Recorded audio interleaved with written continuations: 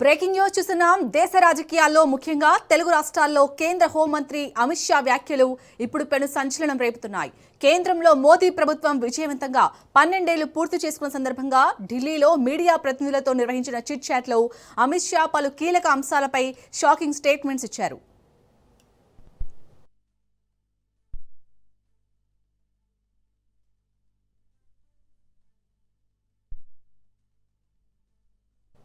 వచ్చే అసెంబ్లీ ఎన్నికల్లో తెలంగాణలో ఏ పార్టీతోనూ పొత్తులు పెట్టుకోవని కేంద్ర హోంమంత్రి అమిత్ షా ఖరాఖండిగా చెప్పారు. ఇకపై ఏ రాష్ట్రంలో ఎన్నికలు జరిగినా ఒంటరిగానే పోటీ చేసి సొంతంగా అధికారంలోకి రావాలనేది తమ పార్టీ అధిష్టానం లక్ష్యమని స్పష్టం చేశారు. తెలంగాణ, పంజాబ్ రాష్ట్రాల్లో ఇదే వ్యూహంతో ముందుకు వెళ్తున్నామని తెలిపారు. దేశవ్యాప్తంగా దక్షిణాది రాష్ట్రాలపై తమ ఫోకస్ మరింత పెరిగిందని, అక్కడ ఒంటరిగా బలపడటమే తమ తదుపరి ఎజెండా అని ఆయన వెల్లడించారు. పంజాబ్లో కూడా శిరోమణి అకాలీదళ్తో సహా ఏ పార్టీతోనూ పొత్తుల ఆలోచన లేదని తేల్చి చెప్పారు.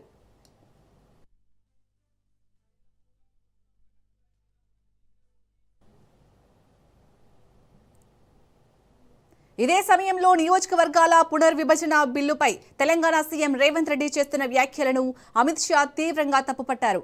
సీఎం రేవంత్ రెడ్డి వ్యాఖ్యల్లో ఏ మాత్రం సీరియస్నెస్ లేదని కొట్టిపారేశారు. పార్లమెంటులో తగిన మద్దతు లభించగానే ప్రస్తుతం పెండింగ్లో ఉన్న డీలిమిటేషన్, మహిళా రిజర్వేషన్ల పెంపు బిల్లులను ఆమోదిస్తామని ప్రకటించారు. ఈ విభజన వల్ల దక్షిణాది రాష్ట్రాలకు ఎలాంటి అన్యాయం జరగదని, లోక్సభలో ప్రస్తుతం ఉన్న నిష్పత్తి ప్రకారమే అన్ని రాష్ట్రాలకు 50% సీట్లు పెరిగేలా బిల్లును రూపొందించామని అమిత్ షా క్లారిటీ ఇచ్చారు.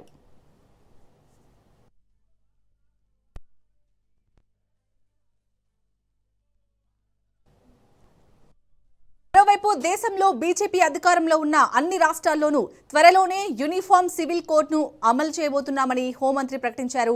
తెలంగాణ టార్గెట్ గా అలాగే సీఎం రేవంత్ రెడ్డి వ్యాఖ్యలపై కౌంటర్ గా అమిత్ షా చేసిన ఈ కామెంట్స్ ఇప్పుడు ఇరు రాష్ట్రాల్లో హాట్ టాపిక్ గా మారాయి. ఇక ఇదే అంశానికి సంబంధించి మరిన్ని డీటెయిల్స్ ని మా ప్రతినిధి రాజు అందిస్తారు. రాజు, అమిత్ షా చేసిన వ్యాఖ్యలను ఎలా చూడాలి?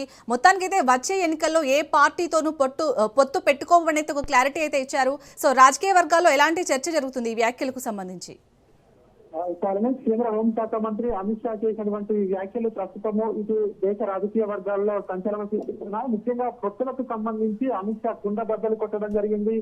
ఏదైతే ఇప్పటికే వివిధ రాష్ట్రాల్లో ఒక్కొక్క ప్రాంతీయ పార్టీలతో పొత్తులు పెట్టుకుంటా ఉంది. ఇక రాబోయే రోజుల్లో ఏ ఎన్నికలు అయినా సరే పొత్తులు లేకుండా ఒంటరిగానే పోటీ చేస్తామన్నటువంటి ఇండికేషన్స్ క్లియర్ కట్ గా దేశవ్యాప్తంగా ఉన్నటువంటి బీజేపీ శ్రేణులకు కానివచ్చు, రాజకీయ పార్టీలకు కావచ్చు క్లియర్ గా ఇచ్చినట్టుగా కూడా మనకు కనిపిస్తా ఉంది. ఆయన చిట్ చాట్ లో మాట్లాడుతూ ప్రత్యేకంగా ఏదైతే ఒంటరిగానే వెళ్తాము, ఇక నుండి ఏ పార్టీతో పొత్తుతో వెళ్ళము అని చెప్పేసి కూడా ఆయన మాట్లాడడం జరిగింది. ప్రత్యేకంగా దక్షిణాది రాష్ట్రాలపై ఇక తమ ఫోకస్ ఎక్కువగా ఉంటుంది అని చెప్పి కూడా అమిత్ షా మాట్లాడారు. ముఖ్యంగా కర్ణాటకలో కానివచ్చు, తెలంగాణలో కానివచ్చు, ఈ సౌత్ లో ఉన్నటువంటి ఈ రాష్ట్రాలతో పాటు ఇతర రాష్ట్రాలపై కూడా ప్రత్యేక ఫోకస్ ఉంటుంది అని చెప్పి కూడా ఆయన చెప్పడం జరిగింది. ఇప్పటికే ఏదైతే దేశవ్యాప్తంగా ఉన్నటువంటి మెజారిటీ రాష్ట్రాల్లో ఎన్డీఏ కూటమి ఏదైతే అధికారంలో కొనసాగుతా ఉంది, ప్రస్తుతం బీజేపీ అధికారంలో ఉన్నటువంటి ఈ రాష్ట్రాల్లో యూనిఫామ్ సివిల్ కోడ్ ను అమలు చేస్తాము, ఆ తర్వాత దేశవ్యాప్తంగా అమలు చేసేలాగా కూడా మేము ఒత్తిడి తీసుకొస్తామనేటువంటి ఆలోచనను ఆయన చెప్పడం జరిగింది. అదేవిధంగా ఇక ఏ ప్రాంతీయ పార్టీతోనూ పొత్తులు లేవు అని చెప్పేసి కూడా చెప్పడం జరిగింది. పంజాబ్ లో శిరోమణి అకాలీదళ్తో కావచ్చు, అదేవిధంగా సో ఈయన మాటలు బట్టి చూస్తే కూడా ఆంధ్రప్రదేశ్ లో ఇక టీడీపీ జనసేనతో కూడా వచ్చే ఎన్నికల్లో పొత్తులు ఉండవు అన్నటువంటి ఇండికేషన్స్ అయితే ప్రస్తుతం అమిత్ షా ఇచ్చినట్టుగా కూడా మనకు కనిపిస్తా ఉంది. అదేవిధంగా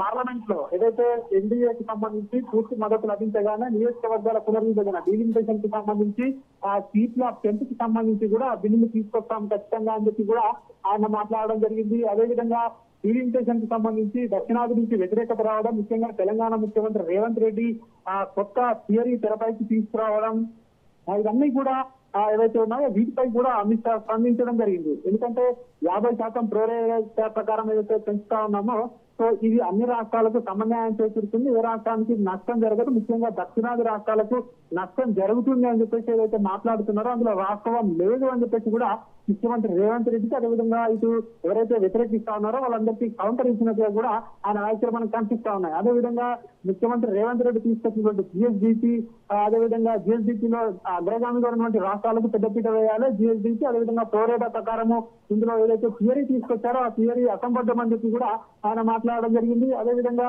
ఇటు దక్షిణాది రాష్ట్రాలపై ప్రత్యేకంగా ఫోకస్ ఉంటుంది అని కూడా చెప్పడం జరిగింది. అన్ని రాష్ట్రాలకు 50% సీట్లు పెరుగుతాయి కాబట్టి ఎక్కడ కూడా ఏ రాష్ట్రానికి అన్యాయం జరగదు, ఉత్తర దక్షిణ అని చెప్పేసి ఏదైతే విభజన ఉందో ఈ విభజన సరికాదు అని చెప్పి కూడా ఆయన మాట్లాడడం జరిగింది. ముఖ్యంగా చూస్తున్నట్టయితే ఆయన వ్యాఖ్యల వల్ల ఏ రాష్ట్రంలోనూ ఇక బీజేపీ పొత్తులు పెట్టుకొని ఒంటరిగానే పోటీ చేస్తుంది అన్నటువంటి మాటలు ఏవైతే ఉన్నాయో ప్రస్తుతం అయితే బీజేపీలో హాట్ టాపిక్ గా మారాయి. సో ఇక రాబోయే రోజుల్లో బీజేపీ ఒంటరిగానే పోటీ చేసి దేశవ్యాప్తంగా డబుల్ ఇంజన్ సర్కారే లక్ష్యంగా కూడా ముందుకు వెళ్తామని చెప్పి కూడా ఆయన వ్యాఖ్యలు అయితే మనకు కనిపిస్తా ఉన్నాయి. కాలం అలాగే రాజు, అంటే అమిత్ షా ఇలాంటి సెన్సేషనల్ వ్యాఖ్యలు చేయడం ఏ విధంగా అనుకోవాలి? అంటే పొత్తుల గురించి ఏమైనా డిస్టర్బెన్స్ వచ్చాయనుకోవచ్చా పార్టీల మధ్య? అంటే ఇక రాబోయే రోజులు అలాంటివి ఏమీ ఉండవని కూడా చెప్పారు కదా.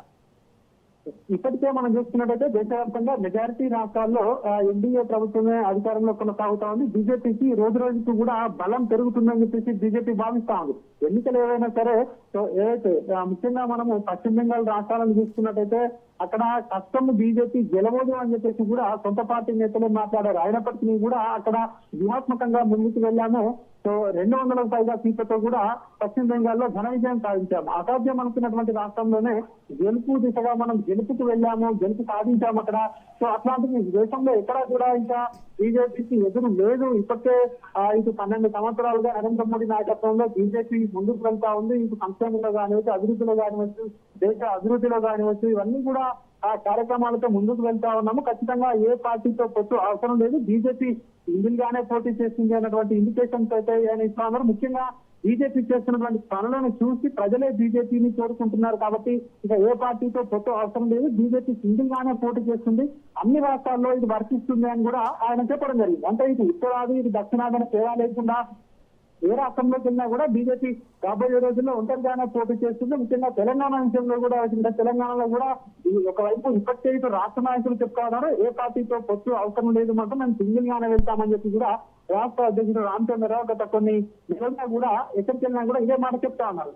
సో ఇటీవల ప్రధానమంత్రి నరేంద్ర మోడీ వచ్చినప్పుడు హైదరాబాద్ లో పవన్ కళ్యాణ్ చంద్రబాబు కలిసినప్పుడు కూడా ఈ వార్తలు ఎక్కువగా వచ్చాయి. ముఖ్యంగా హైదరాబాద్ తెలంగాణలో కూడా కూటమితో వెళ్ళబోతా ఉన్నారా అన్నటువంటి ప్రశ్నలు కూడా పెద్ద ఎత్తున ఇక్కడ ఉత్పన్నమయ్యాయి. సో వీటన్నిటికీ కూడా ఆయన సమాధానం చెప్పినట్టుగా కూడా అమిత్ షా వ్యాఖ్యలు మనం చూడొచ్చు.